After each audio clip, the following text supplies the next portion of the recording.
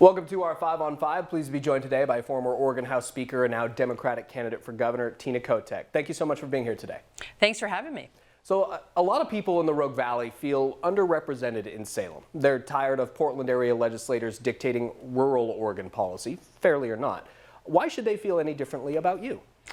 Well, that's why I'm here, because I do want to be the governor for all of Oregon. And what is great about this campaign, I have the opportunity right now to start these conversations right now, and I want to continue them as your governor. And being here in Medford and Ashland area today, we're visiting with farmers, talking about housing, talking about drought.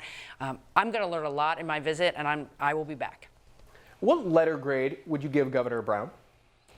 Well, I think Governor Brown, particularly at the beginning of the pandemic, saved a lot of lives. Let's be clear, there are a lot of people walking around today in Oregon who are healthy because of the things we did early in the pandemic when there wasn't a playbook. I think it's gotten more challenging to communicate and all the changes that are going on, but I would say early on in the pandemic, she did a really good job of keeping us all healthy and safe. Can you name a policy issue where you've had a major disagreement with the governor? Well, I think it's probably in when to make decisions, mostly. I was thinking just the other day about the challenges we had in 2020 about unemployment benefits. And one of the things that I would have done is I think we needed a change in leadership at that agency earlier, because when the problem started to mount and people couldn't get their unemployment benefits, I was very frustrated about that. And I think that's one example of, I think you need to make a decision quicker when things aren't going well. And in that case, I think we needed new leadership months earlier, and I think that would have helped. Why do you think two of Oregon's most recent governors, both Democrats, have endorsed your main primary opponent?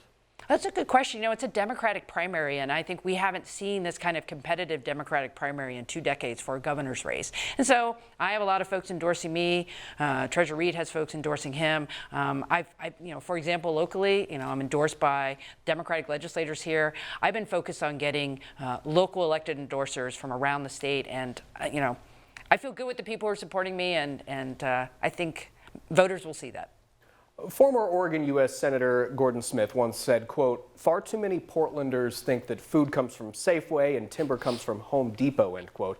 Meaning, of course, that they don't understand or appreciate the importance of a strong timber and agriculture industry. Yeah. Is he right? And what would Governor Kotek do to ensure the success of those industries? Well, I fully support our natural resource industries in our state. It's such an important part of who we are as Oregonians.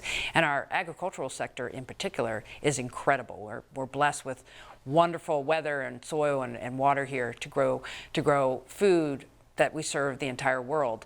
And for me, it goes back to my days at Oregon Food Bank. 20 plus years ago, I worked at Oregon Food Bank, talking to people around the state about why what they needed to get, be able to buy food at the grocery store. And it really is about community food security. It's making sure that here, to be resilient, to be able to sustain any change in the world, that Oregon can grow its own food. And I, as governor, I want to fully support that and will. We're going to take a quick commercial break. We'll have much more in just a moment. Stay with us. Welcome back to our 5 on 5. Again, we're here with former Oregon House Speaker and now Democratic candidate for governor, Tina Kotek. A lot of people are upset with you after you reneged on your redistricting committee deal with Republicans to give them an equal say. Tell us how that happened. It's a really great question. Well, we were very pressed in 2021 to get to new maps because census data was very late. And we did have an agreement to work collaboratively in committee to get fair and legal maps out to Oregonians.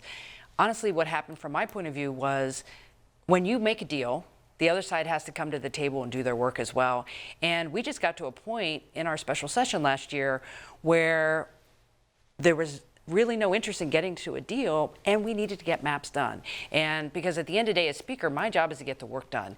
And we passed maps, we met our deadlines, and the maps were challenged, but the court said they were fair and legal.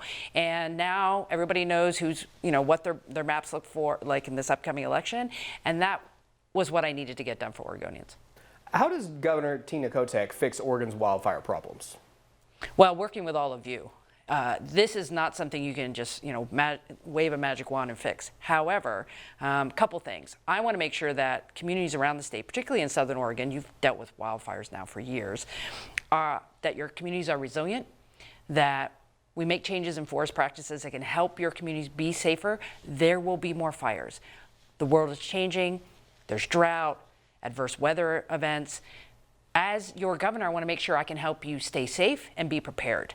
And also, we have to do what we can to reduce climate change so it doesn't get any worse. And so I think you have to do both things. Help communities, make sure they're ready, and I will invest in your community, listen to you, figure out what you need, and do everything I can to get there. I'm not going to forget anybody who was left homeless by the 2020 wildfires.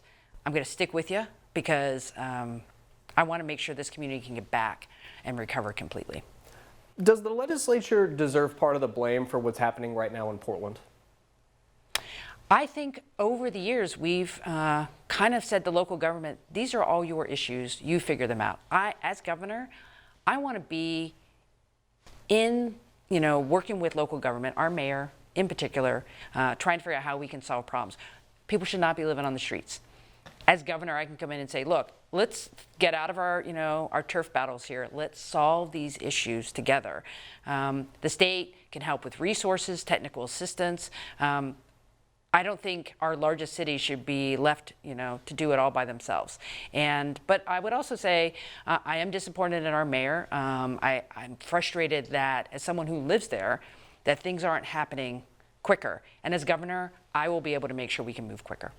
I know you have a busy schedule today. Thank you for making time for us. Thank you for the time, and it's great to be in Southern Oregon. All right. We'll be right back.